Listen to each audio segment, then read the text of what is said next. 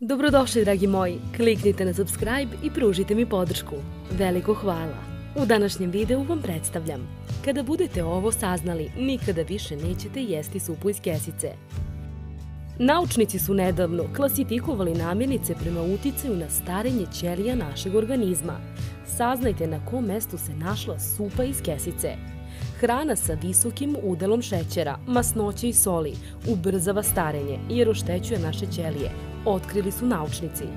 Takva hrana stresna je za naš organizam i doslovno uzrokuje brže fizičko starenje jer podstiče upalne procese u telu. Supa iz kesice je popularna jer je brzo gotova i donekle je ukusna, ali u jednom tanjiru može sadržiti od 800 do 1000 mg natrijuma, a to vodi do natečenosti i zadržavanja tečnosti. To je veliki pritisak na naše telo, ističu stručnjaci, i znatno oštećuje naše ćelije. Iznenađujuće puno natrijuma nađe se i u sosevima, marinadama, kukuruznim pahuljicama, vegetarijanskim burgerima, smrznutom povrću i pilećim prsima.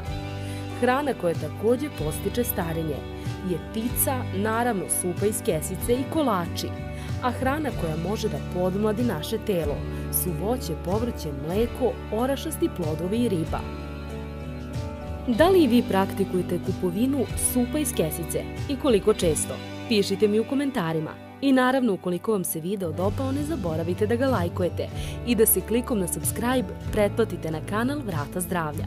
Ukoliko imate bilo kakav zdravstveni problem, pišite mi u komentarima, a ja ću se potruditi da za vas nađem potpuno prirodno rešenje.